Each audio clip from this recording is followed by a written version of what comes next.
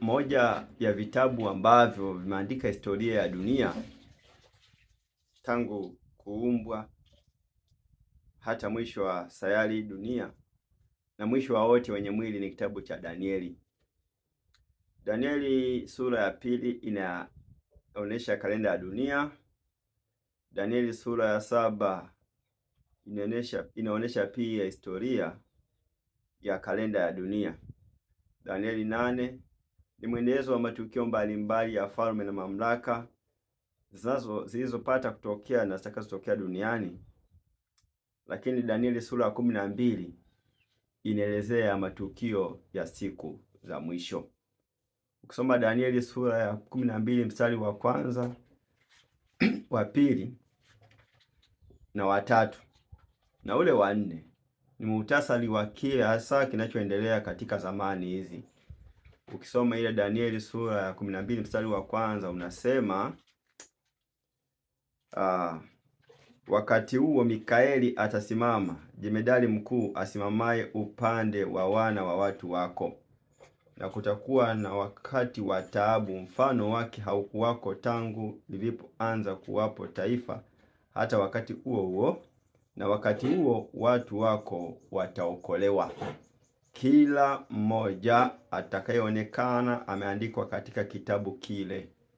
Mstari wa pili unasema tena, wengi wa hao walalao katika mavumbi ya nchi wataamka, wengine wapate uzima wa milele, wengine aibu na kudharauliwa milele.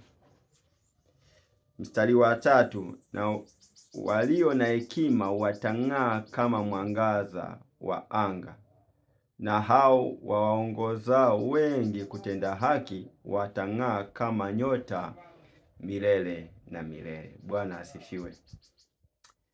Hapa kuna mambo matatu yanazungumzwa. Kitu cha kwanza kinazungumzia pambano ama taabu ama dhiki inayokuja, ambayo mwandishi alipofunuliwa aliambiwa ya kwamba hakuna taabu ama dhiki iliyopata kuweko katika sayari hii tangu kuumbwa kwake itakayofanana na dhiki hiyo. Lakini mstari wa pili unaelezea hukumu itakayokuja katika ulimwengu huu, na kwamba wengi wa hao walalao katika mavumbi ya nchi watafufuliwa, ili wengine wapate kuishi milele, lakini wengine wapate aibu na kudharauliwa milele. Hapa pia tunapata picha ya kwamba hakuna anayekwenda mbinguni. Hakuna mtu aliyepata kufa kisha akaishi. Hapana. Lakini pia tunaambiwa baada ya kufufuliwa kwao ndipo wengine watapata kwenda kuishi milele na milele, lakini wengine watapata aibu na kudharauliwa milele. Jambo lingine la pekee ni kwamba wanaoongoza watu kutenda haki, hawa watang'aa kama nyota milele na milele. Usichoke kutenda haki na kuwafundisha watu wengine kutenda haki. Bwana asifiwe. Usichoke kutenda mema na usichoke kuwafundisha watu wengine kutenda mema. Utang'aa kama nyota milele na milele. Lakini pia mstari wa 4 hasa ndicho kiini cha somo ambao nimetamani niwasilishe mbele yako leo. Mstari wa 4, wakati Danieli anafunuliwa hayo, shauku yake ilikuwa ni kutaka kujua hasa mambo haya yatatokea lini. Ndipo mjumbe wa Mungu, malaika, akamwambia Danieli ya kwamba, lakini wewe Danieli, yafunge maneno haya yafunge maneno haya, ukakitie muhuri kitabu hata wakati wa mwisho. Danieli anaambiwa kwamba wewe uyafunge maneno haya. Unajua zamani hakukuwa na vitabu kama hivi. Watu wa Mungu waliandika mafunuo haya katika ngozi za wanyama au katika magome ya miti. Hivyo basi kwa ajili ya usalama hakutakiwa kujishughulisha naye, aliambiwa wewe kunja, funga. Yaani hapa anaambiwa ayafunge. Kama ambavyo wewe unakunja jamvi, mkeka, kisha unaufunga, ndivyo ambavyo pia wao pia walifanya. Na anaambiwa ukakitie muhuri kitabu. Kukitia muhuri kitabu maana yake nini? Ilikuwa muhuri unaotajwa hapo, ukisoma fasiri ya Kiingereza haitaji stamp kwa maana ya mihuri hii wanayopewa viongozi.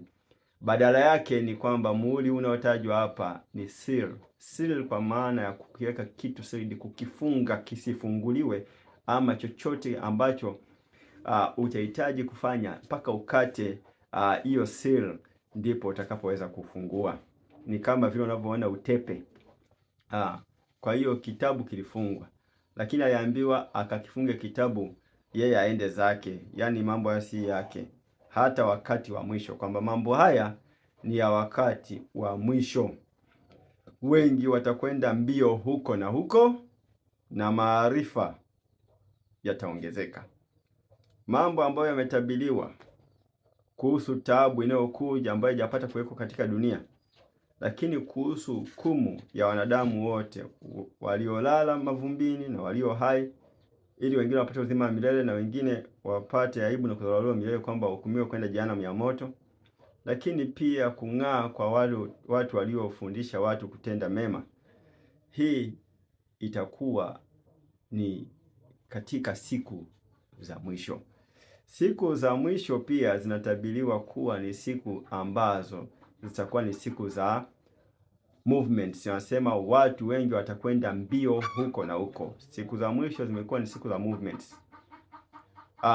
Watu wanatoka mahali pao kwa sababu ya pilika za masumbufu ya maisha haya, tule nini, tunywe nini. Ukiangalia kwa haraka siku hizi, nenda katika miji mikubwa, nenda stendi za mabasi, nenda katika bandari, nenda viwanja vya ndege, ndipo utakapojua haya yanaendelea leo. Wakati wa zamani hata wafalme wenyewe, watawala, watemi hawakuwa na safari, hawakuweza kusafiri kwa sababu ya changamoto za miundombinu, kwa sababu ya changamoto za vifaa vya usafiri, vyombo vya usafiri vilikuwa ni changamoto. Lakini leo watu wa kawaida kabisa wamekuwa wakisafiri. Watu wanaenda mbio huko na huko. Nenda Dar es Salaam, nenda katika stendi ya mabasi ya Mbezi ile ya Magufuli, nenda katika stendi yoyote zile za njia panda, nenda pale Tabora. Nilipata kupita pale Tabora, muda wote mabasi yanaingia na kutoka. Nenda pale Mwanza uone, nenda pale Nzega Tabora, ndipo utakapoona haya ninayokuambia. Mabasi yanasafiri kutoka mikoa mbalimbali, nchi mbalimbali, wakisafiri malori. Habari gani kuhusu magari binafsi? Zimekuwa ni siku za movements. Watu wanatafuta maisha, watu wanatafuta afya, watu wanatafuta fursa, watu wanatafuta maarifa, wanasafiri kwenda kusoma, wanasafiri kufanya biashara, kutafuta bidhaa, kwa sababu ya siku hizi tulizo nazo. Ni siku ambazo nabii alionyeshwa akiambiwa ya kwamba zitakuwa ni siku za watu kutoka kusafiri. Hiki unachokiona si kitu cha kawaida, lakini pia anasema maarifa yataongezeka. Mtazamaji, nataka nikwambie ya kwamba maarifa yameongezeka. Kuna vitu unavyo leo nyumbani kwako ambavyo hata watu wakubwa zamani hawakuwa navyo.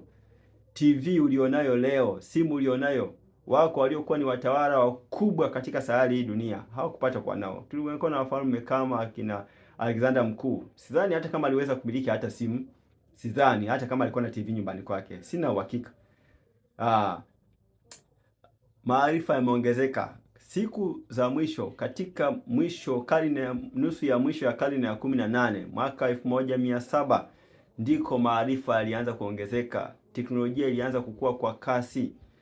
Ndipo meli zilipoanza kutengenezwa, cherehani, vitu mbalimbali vilibuniwa na vigunduliwa katika karne ya mwisho ya 17.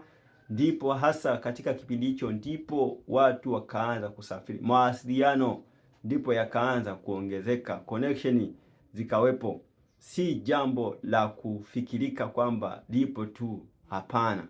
Danieli nabii wa Mungu alionyeshwa ya kwamba siku za mwisho zitakuwa ni siku za maarifa, siku ambazo kila kukicha ugunduzi mpya unatokea. Si jambo la kawaida. Hiyo gari ulionayo, wako watu wakubwa wa zamani, wafalme walibebwa na watu, waliwekwa kwenye machela wakabebwa wafalme. Leo wewe mtu wa kawaida unamiliki gari. Hata hiyo ni neema ya Mungu, lakini tunaambiwa kwamba hivi pia vimekuwa ni vitu vinavyosaidia katika movement za watu. Kwa hiyo usije ukadhani ya kwamba ni kitu cha kawaida. Unapoyaona haya, tambua ndizo siku za mwisho tulizo nazo. Ukomboe wakati.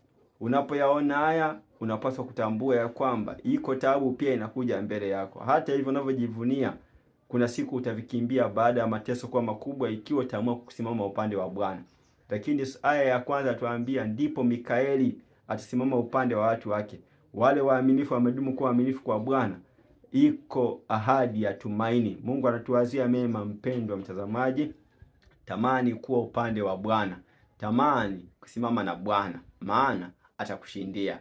Siku tunazozielekea ni siku za hatari. Zitakuwa ni siku zenye vita mbalimbali, vita kutokana na ibada. Utaamua mwenyewe kusimama upande wa Bwana ama kusimama upande wa Shetani. Sheria zitatungwa, mabunge yatatunga sheria ambazo zitakuwa na ukandamizaji, zikinyima uhuru wa dhamiri. Hakutakuwa na uhuru wa mtu kufanya ibada kama atakavyo yeye, bali itaamliwa, sheria itatungwa kwa ajili ya ibada ambayo itamwelekea mwanadamu na Shetani moja kwa moja. Lakini wewe wapaswa kusimama upande wa Bwana. Tii mapenzi yake, ishike sheria ya Bwana, amri 10 za Mungu. Ikiwa utazitii hizo, usalama wako uko. Mungu akubariki sana. Unapotafakari ujumbe wa leo, tamani kutambua na kukomboa wakati. Mungu akubariki. Tuombe. Baba, asante kwa mahusia haya. Umetufundisha ya kwamba tuko katika siku za mwisho, siku zenye maarifa mengi na siku za movements. Watu wanasafiri, wako mbio huku na huku kila kukicha, watu hawalali. Haya yote anatuambia Yesu unarudi tena. Na napoomba, ninamwombea mtazamaji na msikilizaji, mpiganie, mpe neema yako hata utakapokuja tena. Tusimame katika kuyatenda mapenzi yako. Wabariki katika kazi zao. Naomba kwa ajili ya wagonjwa, uwatendee mema, gusa afya zao ukapate kuwaponya. Walio katika changamoto za maisha, ukawe suluhisho. Ni katika jina la Yesu Kristo Bwana ninaomba na kushukuru. Amina. Bwana akubariki sana.